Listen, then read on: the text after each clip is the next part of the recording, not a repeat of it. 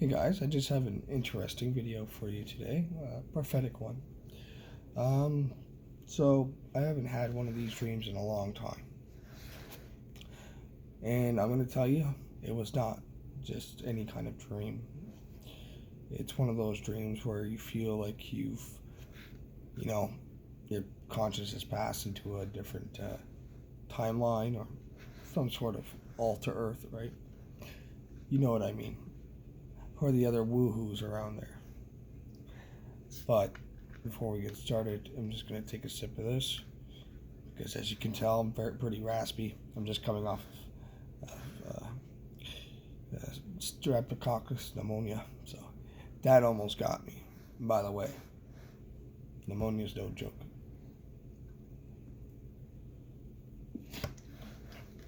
My name is Ryan. Current situation, not good. But anyways, so it started off like, any other dream. Football, actually. I was made running back. And it's kind of a weird tear in time from how it happened, like a movie that missed a scene to explain something. You know what I mean? So, just started off with playing football, rain, mud, being a running back.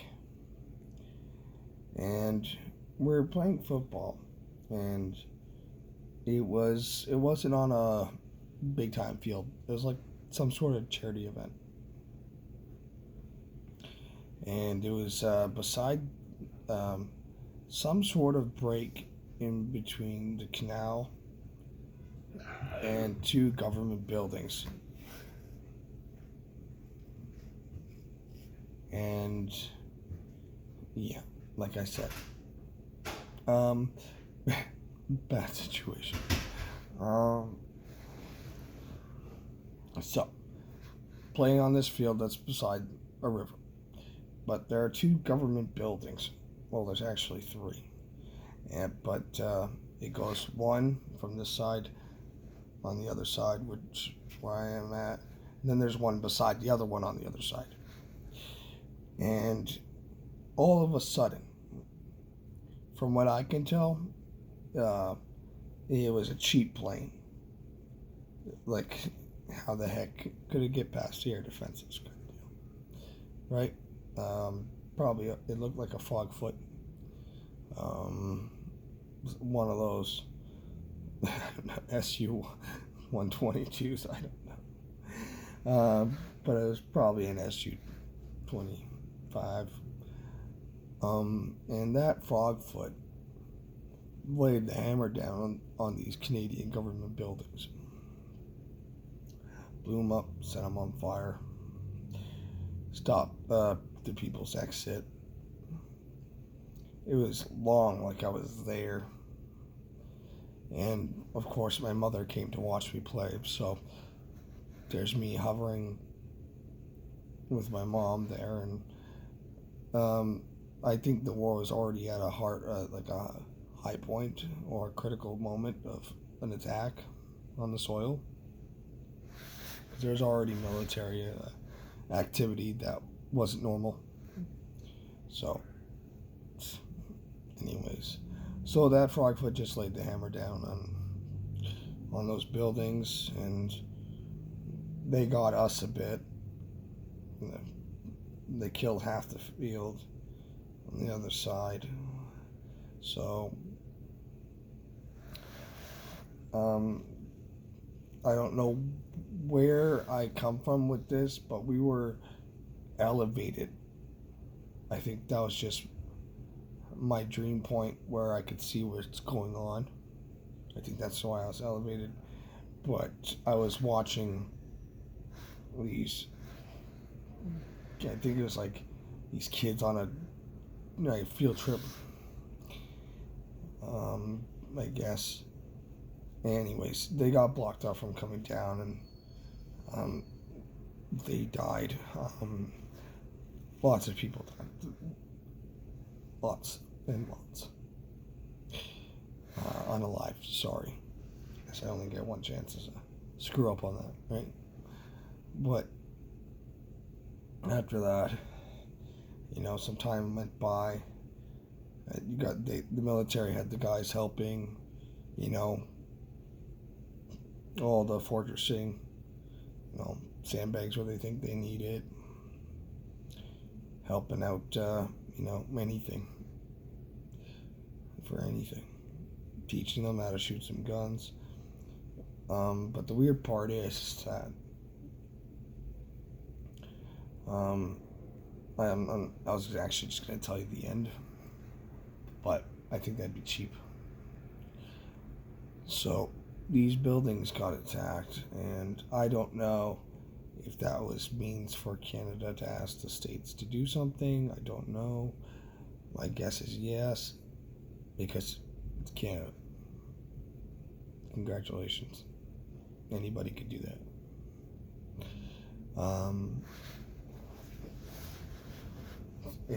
My ADHD makes it hard to remember, so I apologize. So after that happened, there's this remaining, well, not remaining, but we can't really go home because everything's now a military intersection. Most people have fled, kind of deal. So there's really nothing much to do, like looting and everything. So there's these safety zones that the military control. And that's what I think that was. That's why we didn't go home. But then my sister showed up. Didn't see my other little sister. Don't know what happened to her. Probably didn't give a crap. Freaking. Oh, war. I hate war. But, yeah. So then there's this nuke that goes off in between these two government buildings. Oh, by the way, it was just what came before that was just regular run-of-the-muck daily activities. Running the sandbags, eating together, hanging out together, smoking some cigarettes, beer, all that stuff, right? The whole keep the masses happy act. But this nuke goes off in the distance, just out of nowhere, in between this, like, right on the horizon. It's pretty close. I'd say it's about 15 kilometers. So we just got away with it. We almost died, but I'm pretty sure the radiation after would have killed us if the other nuke didn't go off. I don't know. My sister seemed to be alive after I died from the other nuke, but yeah, I died from this other nuke, and it was a big one. And it's not your traditional commercialized nuke that you see on the TVs. It's not a mushroom cloud. It's just a huge round bubble. Some sort of new tech.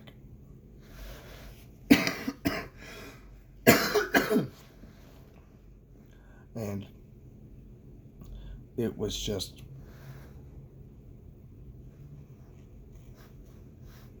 you could see the heat and the fragments coming towards you. And in that moment, before I die, the first nuke was just watching it and people talking about it and, oh shit, kind of deal. And the second one, that's when it almost felt, I was like I was in a tornado of heat. And I was burning up slowly. And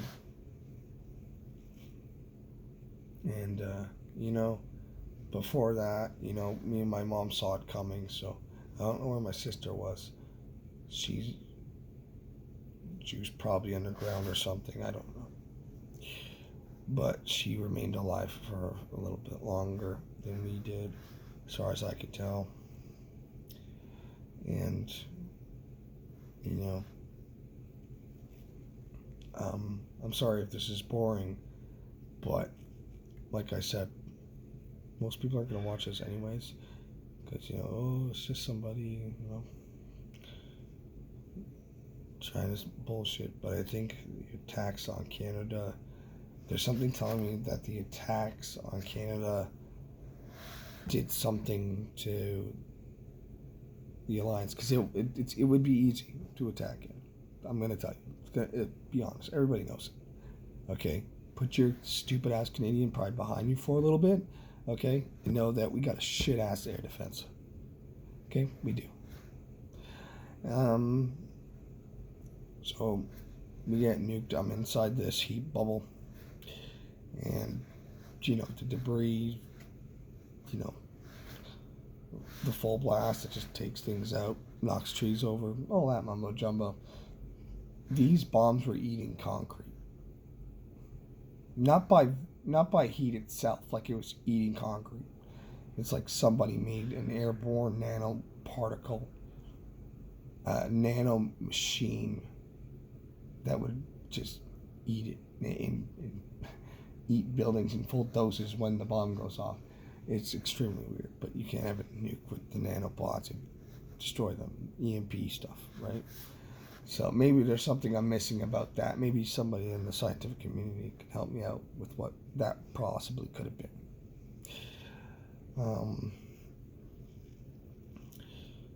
So, you know, hugged my mom, kissed her goodbye, stuff. You know, saw her flesh melt off her skin, her bones, and then her bones disintegrate. And when I was dying from this heat bubble, it was this insanely weird feeling of glitching out. And you would have it, the vision slowly was dropping, and then it turns black with weird colors in your vision, and then you just start seeing things. For me, I saw Jesus. Okay, I saw Jesus. I said, Jesus Christ, you know, love you, all that stuff. And but after that, when my vision went completely dark, it felt like I was a machine glitching. Just glitching. Like if you have too much to drink one night and you get the shakes, but sevenfold. Like sevenfold anything you've ever felt like that. So, and no, I've been sober because I've been sick. So it's not an alcoholic dream, it's not a drug dream, it's nothing like that. So you can get that out of your head. Been sober for a week and a half. So yeah. Now my mind's coming back to me again. I used to get these a lot. It's part of the reason why I drink, to shut them down. As you can tell, I'm sorry, I have ADHD. It's hard to keep me on point. So I'm shaking like a glitchy computer. Okay, I die. And, you know, after I die, it's weird. It's like my soul took over another person. And that was around just to tell my sister Rachel that I didn't make it. And Mom didn't make it and all that. Just sitting there. But it was weird because it didn't feel like a war was going on when that was happening. So maybe we all died, and, you know, went to the same place or something. I don't know. I don't know what to tell you. But these new doomsday weapons that what you would call the enemy would have, you know, Russia, China, the I don't want to say bad Muslim countries, but there are bad Christian countries too. Just want to point that out. And what they had was so extremely strange.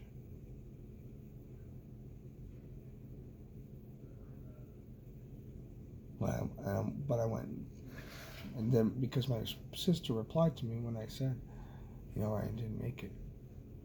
But you are right. You're right here. But me knowing I just died, okay, so that's me not cluing in on some sort of hint. And now I'm getting to this. So some time goes by. I've been dead for a while. Everybody around there's been dead for a while. I don't know if I was born into the earth again, whatever, reincarnated. But I'm doing work again, but I'm picking up things. Garbage, doing some work around these bases, because at this point they're colonies. War's over, there's colonies, but the Muslims win, by the way. And this is what I'm going to tell you, which is going to make you upset you. It's going to upset you. So before I got placed into the earth again, reincarnated again, in the same spot where the nukes went off, this huge blue explosion, like a lightning ball coming out, like a Tesla ball, but even more extraordinary. Completely, it was kind of beautiful, actually. But what I'm thinking is it's some sort of anti-radiation, weapon or solvent bomb that can neutralize radiation in a certain area. If that could exist, I'm sure it could. Multiverse of possibilities. If you can think it, it's out there. And anyways, after I'm cleaning up all this stuff or whatever, putting the work in, there's this break in the clouds, and it's a mosque. It's a break in the clouds, and it's a mosque. And so all of a sudden, switches. I see me in the mosque. It looked like a mosque, but I think it was just a place of gathering. Well, people are speaking Arabic, yes, but they weren't aggressive to the outsiders. Yes, you were treated differently.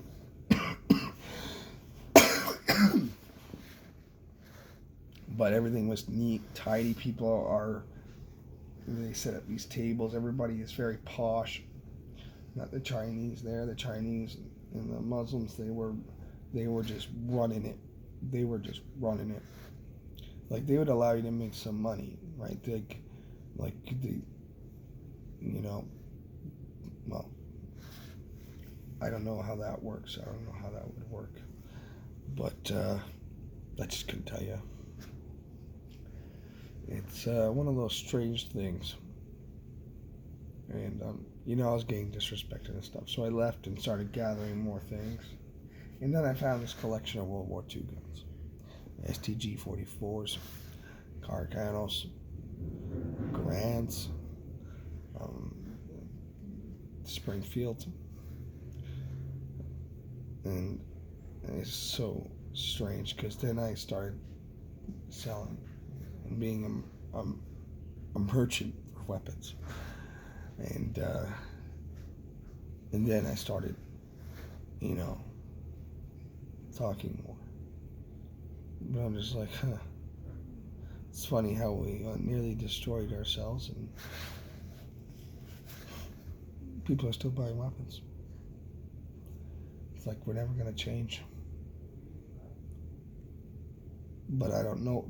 What scares me is how it happened. That's what scares me. I mean, I didn't feel a threat from being around Muslims at the end of them in control. I guess there's a tax that we are paying, or that's something to do with the Chinese. Maybe they did something about that tax thing. Like, no, it's just a livable tax that we can both go off of. I don't know. I don't want to get into the politics of it, but it is a political dream. It scared me. It was very long. There are so many other things. My coach was there. My little sister was not there though, so it's not a good thing for me to think about, because it would, from what I can tell, it's a little bit longer than just now, maybe a year or two. But yeah, anyways, that's basically about it. I woke up after, I went, oh my goodness, I gotta videotape this, because I'm not good at putting it in words anyways. Only when I feel like I want to be a poet. Anyways, thanks for listening, guys. But yeah, I think the closest I can tell you that resembles the buildings that were attacked by the frogfoot. It wasn't just the frogfoot at the beginning either that was attacking. There's these other things that was weird. Planes, but they look square. Strange. So very strange. But yeah, that's that. Thanks for watching.